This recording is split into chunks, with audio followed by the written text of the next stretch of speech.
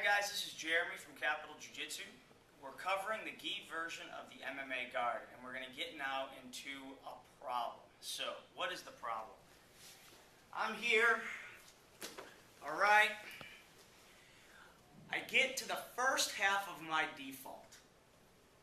2-on-1, figure 4, break the grip, activate the hips, and capture his arm.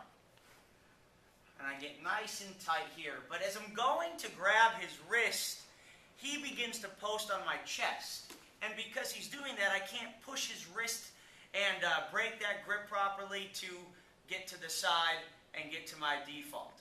So, what I'm going to do instead is I'm going to capture this entire arm. So as he puts his hand on my chest, I'm still going to try to leverage if I can.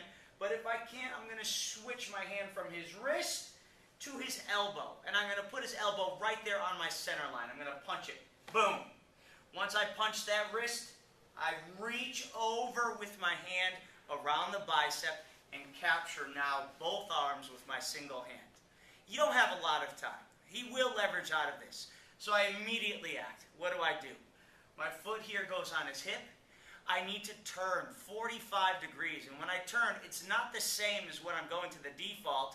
I'm facing the ceiling. I'm turning like a top, all right, not onto my side. I grab his head, I pull it down, and I put this foot up against his armpit here. Now I've turned my 45 degrees. I'm perpendicular to him. Again, I'm pulling pressure down, not pushing, so he can't run his arm out.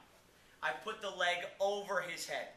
Usually I say pinch the knees and flare the legs, but in this case I'm going to cross my feet and flare my knees. As I'm doing so, I'm lifting my hip. I'm really activating that hip so he cannot pull that arm out. In fact, you can see, if Matt were to stand up right now, I'm telling you, I would stay connected to that arm. Here, stand all the way up, Matt, because my hip is so tight against that arm.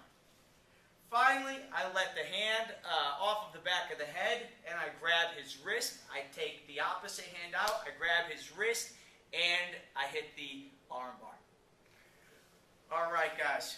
And you know, if he does run the arm out, you can transition to other moves like the omoplata.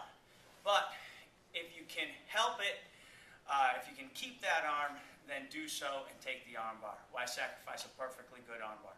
All right, thank you.